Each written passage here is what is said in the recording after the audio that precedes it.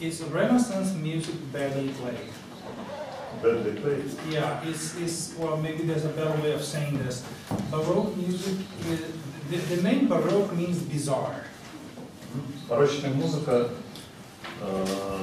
это, по мне нравится, ренессансная музыка, которая стала хуже. Yeah, distorted. Да, испорченная ренессансная музыка.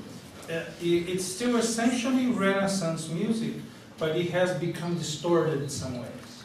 То есть она очень близка ренессансной музыке, но как бы уже в неправильной форме. То есть само слово барокко — это одно из переводов жемчужины неправильной формы.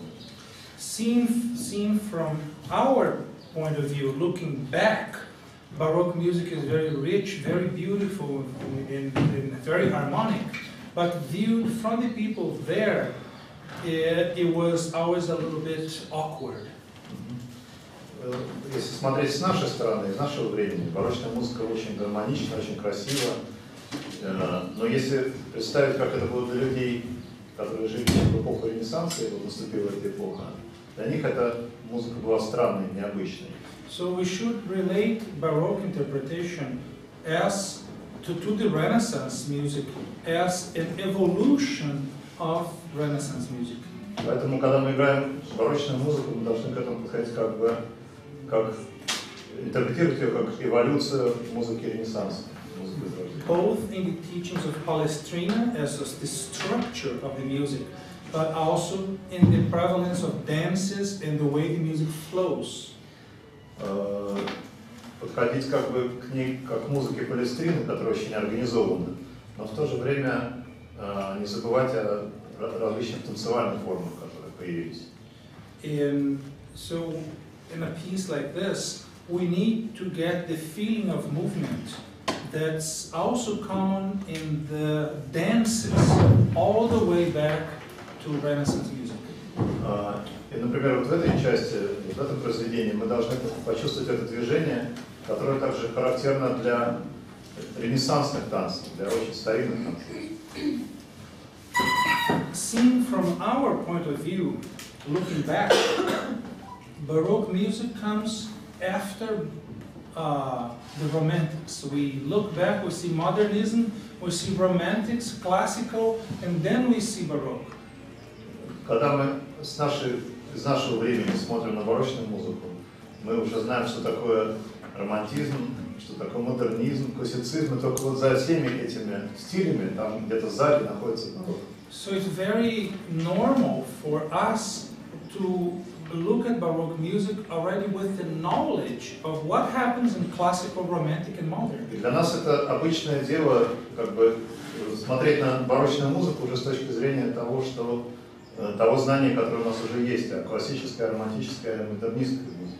So we have to learn how to appreciate this without or thinking that Mozart never existed, that Brahms never existed, nor Stravinsky. Мы должны подходить к этой музыке, к барочной музыке, как будто еще Моцарта и не было, и Брамса не было, и не было Стравинского. Представить, что их еще не было. This is now a new piece of music. It is related only to that which came before it. И давай представим, что это новая пьеса, что мы знаем, что была музыка только до нее, но не после. So when we play straight and expressive in a linear way, we're playing 19th century. Если мы играем экспрессивно, выразительно и линеарно, как бы делая большую фразу, то мы играем в стиле романтическом, не барочном.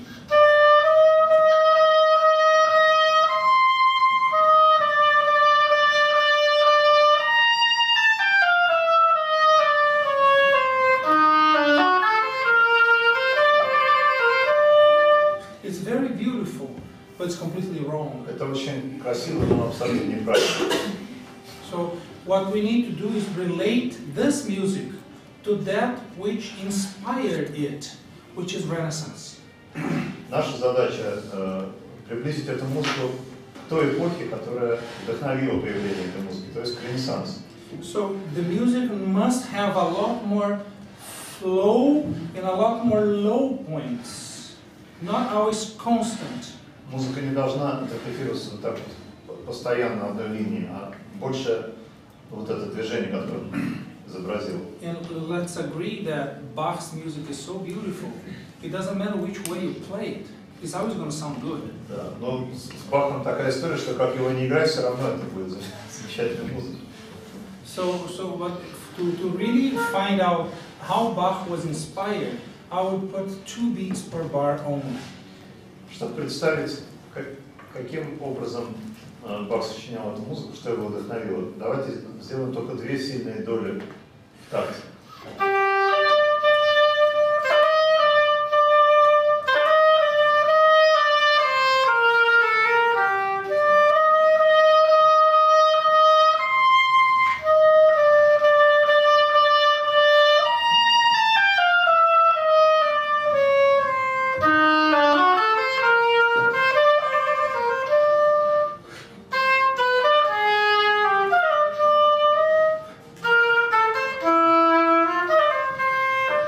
So with 2 beats per bar, and one of them weaker than the other.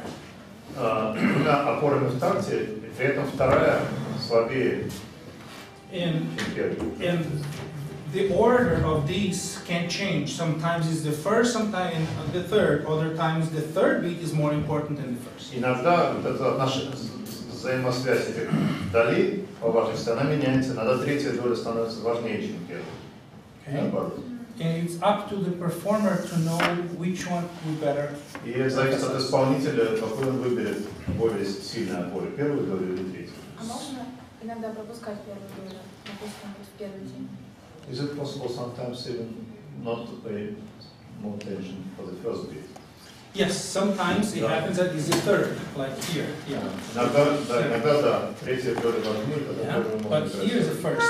Pa-ram-pam, pa-da-dee-dam-dam, ta-da-da-dam, dee-da-da-dee. Right, so 1 and then 3. And then 3, 3, 1. Not 3. Da-dee-da-dee-da. That's diminuendo. Dee-da-dee-da-da-dee-da-dee-da. Diminuendo. And then 1, da-da-dee-da-da-dee-da, 1, da-dee-da-dee-da-da-da, da-dee-da-da-da, 3. Da-da-da-dee-da-da-dee-da-da. Okay? So one more time then in making sure the music dances. Okay, it has to feel Давай. like it's flowing. Еще раз играем и почувствуй, что музыка танцевальная. To dance we need loud and soft.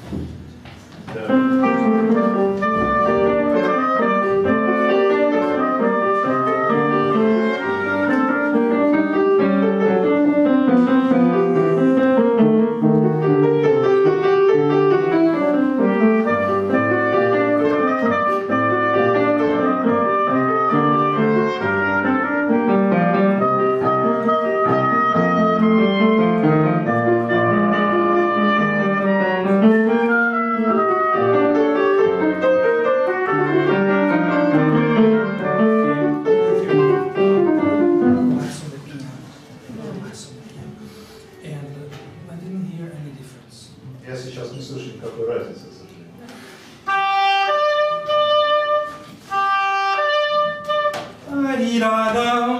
So just these three notes. Надо только первый доли, да?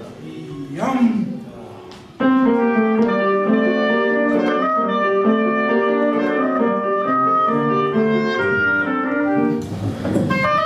No. Ритм фигуры не требует.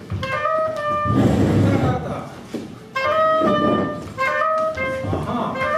Вот. Та.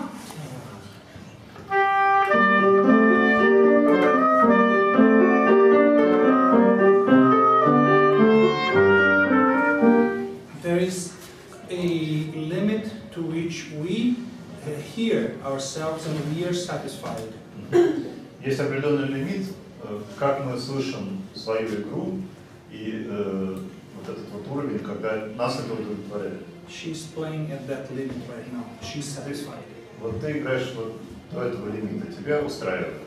But I need her to listen to this from the person over there at the very end. This is not enough dynamic Теперь difference. представь, что ты слушатель в последнем ряду. В таком случае этой разницы динамики недостаточно.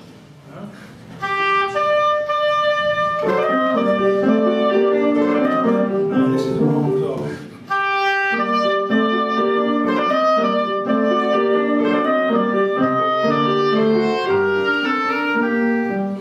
Okay, one more time.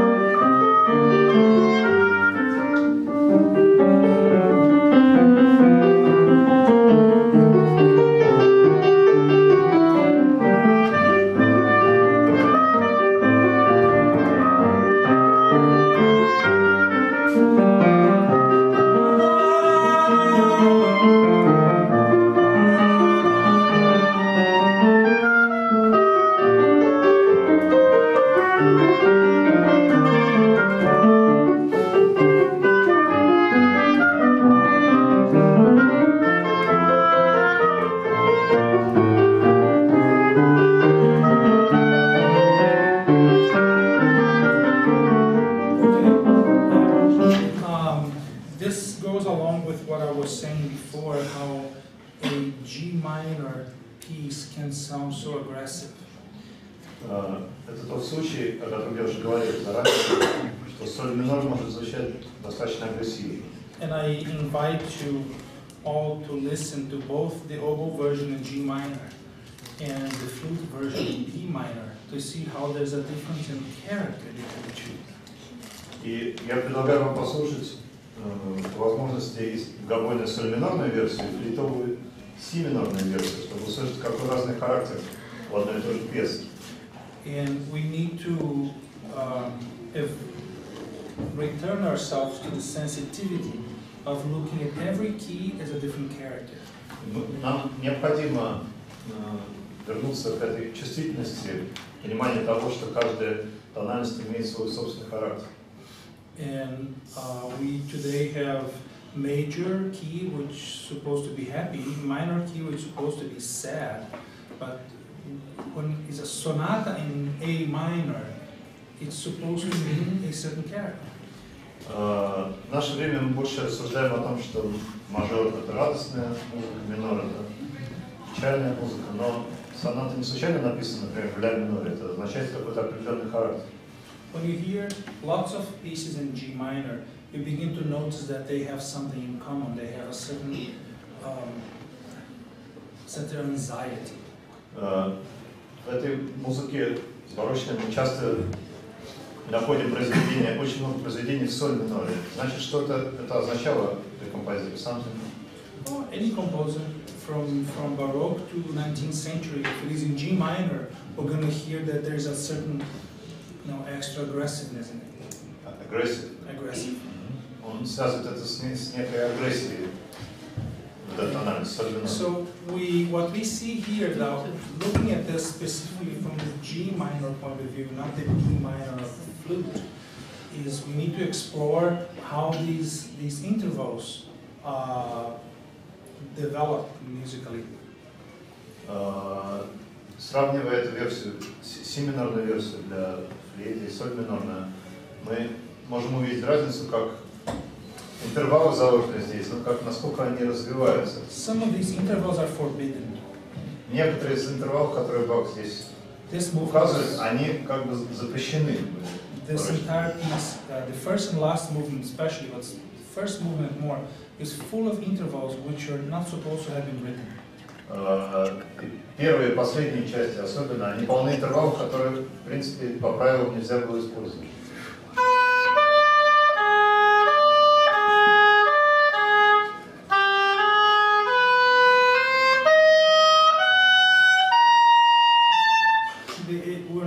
We're not supposed to have these intervals there. Augmented seconds, diminished fourth. Увеличенные секунды, уменьшенные кварты, это все было очень нетипично. Tritones. Тритоны. Yeah.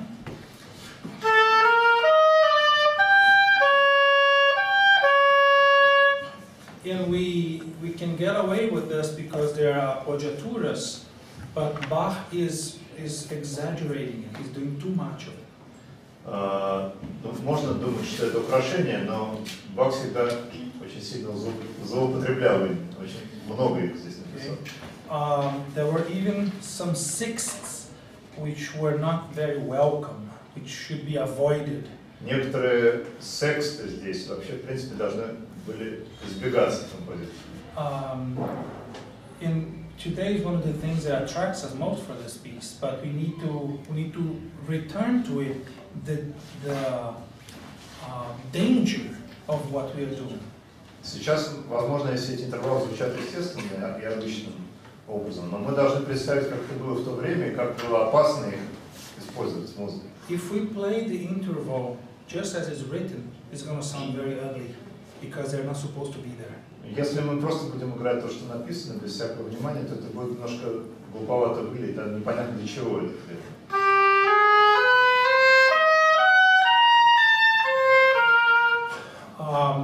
What we should do is help Bach a little bit with interpretation, bringing more excitement out of these weird intervals.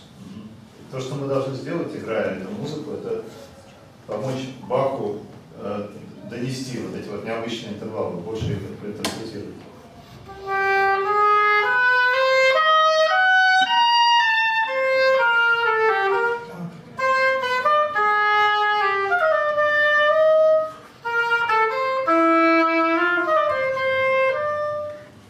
Always put a little more emphasis on these wrong intervals and emphasize the fact that they are appoggiaturas, that they will resolve. Надо больше уделить внимание этим необычным интервалам и одновременно понимать, что это апогgiatura, украшение, которое потом разрешается в основном. Remember that Bach lived in a time of Inquisition, and even in the Lutheran world, where there was no Inquisition per se, it was still very conservative. And Bach was getting into trouble from time to time for going against those rules. Надо вспомнить, что Бах жил в суровые времена, и в том числе во времена Инквизиции иногда имел проблемы, потому что он как бы нарушал многие правила и с ним сопротивлялся. So please play from here 11. Much more difference in dynamic. Сыграем с 11 такта с очень большой разницей динамики.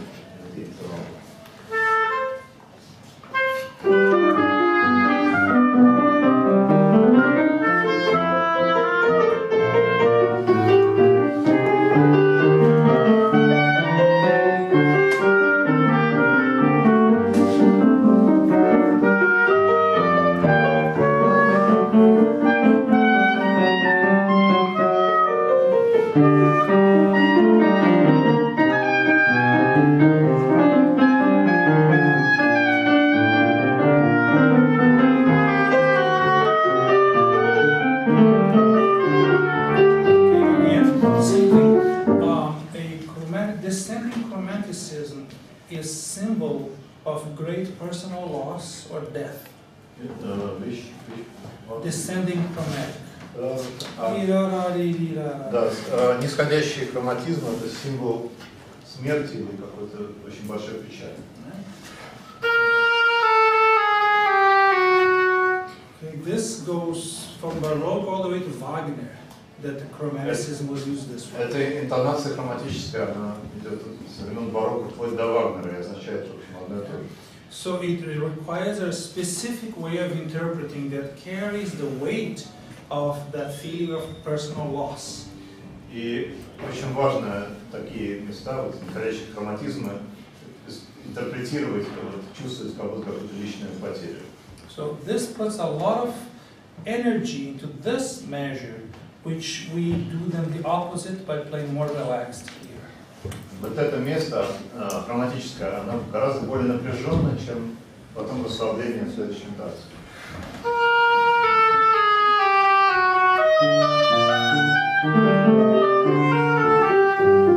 Okay, now all appoggiaturas need to be played the same way. The wrong note needs to be played more, and the right note needs to be played less. Все аппогgiaturы, украшения должны играться таким образом, что неправильная нота, то есть диссонанс, должна играться более напряженно, разрешение, консонанс более расслаблен. And to make matters more complicated, Bach is putting double appoggiaturas, up and down, and ornamenting one of them. И чтобы еще больше усложнить музыку, Бах пишет верхнее украшение, ну, верхнюю ноту, нижнюю ноту, и еще посередине их украшает. Вот это вот верхнее украшение. So we need to be very careful where we place each note, knowing that the A flat has to be very soft at the end. Мы должны знать, где мы точно, в какое время играем каждую из этих маленьких нот, и помнить, что при этом ля бемоль это идет расслабленно.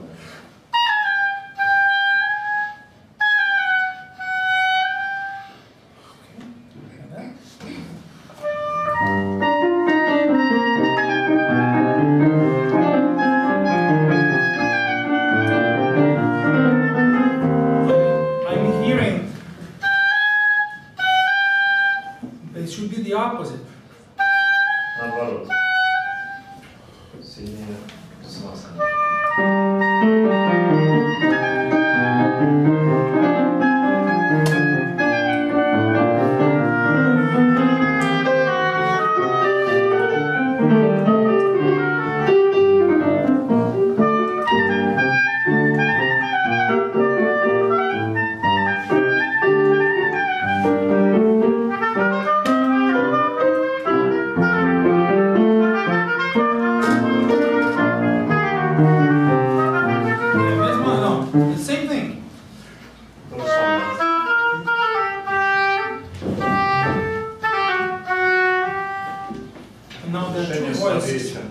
There are two voices. Normally we play the bass line heavier, more resonant, and we play the soprano line more light. Здесь явно выписано двуголосие. В таких случаях мы более напряженно играем басовую линию, тяжело, а более расслабленно мелодию соответственно.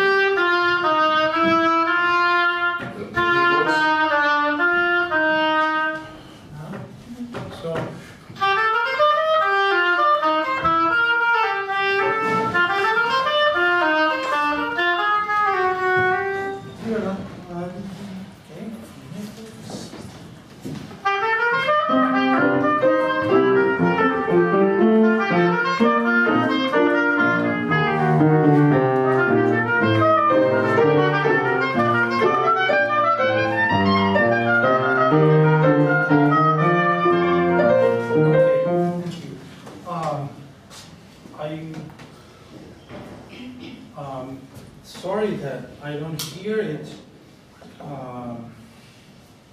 it having the diversity of dynamic and flow that I talked about in the beginning. That's really important for this music.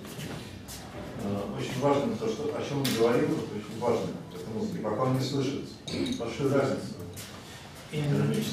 because it sounds a little bit too constant. Очень постоянно, одинаковая история.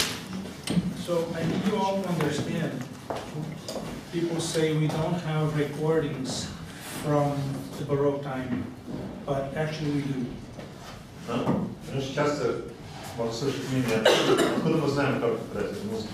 Мы не слышали записи этой музыки, но на самом деле эта запись есть. We do have recordings in the way of architecture and paintings and sculpture and literature. Запись этой музыки, она содержится в архитектуре, скульптуре, живописи и литературе того времени. So by understanding how architecture, paintings, sculpture, literature represent Baroque style, we can triangulate how they would have played the music from Baroque time. Если представить, разобраться, каким образом сделана, как представлена барочная культура в литературе, в архитектуре, в скульптуре, в живописи, то мы можем это перенести на музыку и можем таким образом представить, как они это исполняют. So one thing we notice right away in looking at Baroque art is extreme attention to detail. Первая важная вещь, которую мы видим в любом проявлении барочного искусства, это экстремально большое внимание к деталям. From paintings to sculpture to buildings, it's perfectly placed, perfectly made. Живопись, скульптура, архитектура барочной эпохи идеально сделаны. Все детали очень прорисованы. So we also notice that there is great respect for symmetry and structure. Следующая важная вещь – это большое уважение к симметрии и структуре. And when we come into a Baroque church, for example, we are immediately attracted to the ornamentation, and only after that do we notice the structure. Обычно, когда мы заходим, например, в барочную церковь, первое, что нас впечатляет, это украшение, а потом мы осознаем, что здесь еще при этом есть важная четкая структура. And all the lines in the decoration seem to imply movement. It's nearly impossible for us to look at Baroque art and keep our eyes only in one place. И каждая деталь, например, в архитектуре барочной, она как бы подвижная, она очень гибкая. И невозможно на чем-то одном сосредоточиться. Это все очень взаимосвязано. So our eyes are always moving from one thing to another, and almost never in a straight line. И наши глаза не следуют, наш взгляд следует этим линиям плавно, и практически никогда он не движется по прямой линии. What is in a straight line is their structural moments and symmetry. То, что как бы содержит в себе эту прямую линию, это структура и симметрия. So we need to apply the same principles to music, where we're going to find structural moments addressed by changes in key. So we finished in B flat major, for example. И вот этот принцип мы должны перенести в музыку. То есть мы должны найти некоторые структурообразующие элементы, например, смену тональности. And we need to understand how symmetry requires that we do one thing related to another. И в таком случае, если рассуждать о симметрии музыки, мы должны понять, каким образом одна вещь связана с другой. Without ever playing in a straight line. И никогда при этом не играть просто прямую, ровную линию.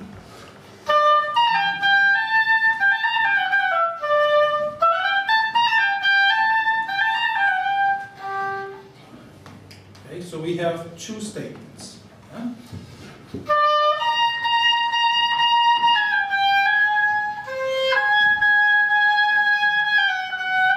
And no two notes are in a straight line. We're always going or coming. Вот, например, эти два предложения. Обратите внимание, что даже две ноты не написаны ровно, они все время изгибом идут или вверх, или вниз. And with our interpretation of legato and articulation, we should always make sure that the ornamentation is round, never straight. И мы должны понимать, что в этой мелодии вся орнаментика, все украшения, она всегда закругленная, а не прямая. So I'm going to play straight. Сейчас я сыграю прямым образом. It's very beautiful because everything Bach wrote is beautiful, but it's wrong. Это будет красиво, потому что любая музыка Баха красива, но все равно это будет неправильно.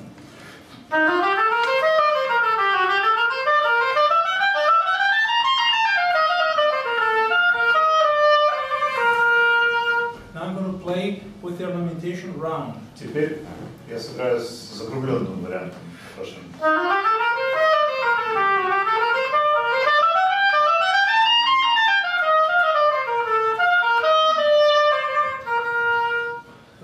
This is always round and moving. Each note is always going in a different direction. Вот это как бы иллюстрирует округлость каждой фразы, и каждая нота имеет свое направление, каждый мотив.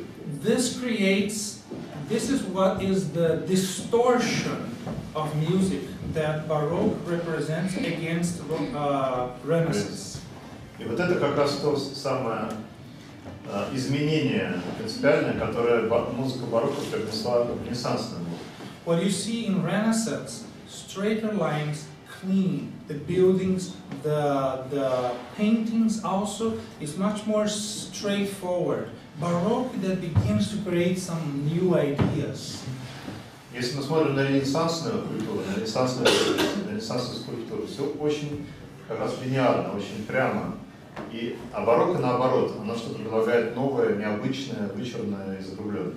So you are all fortunate to have some fantastic museums here in St. Petersburg. I was at the Hermitage, it was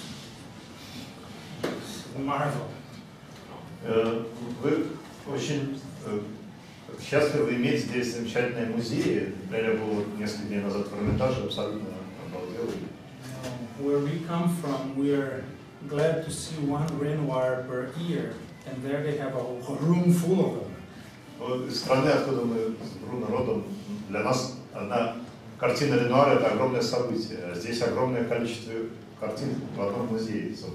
Yeah. So I invite you all to explore the rich variety of culture that you have around you. From this point of view, always trying to see the art from the 19th century and back as being recordings of music made through paintings.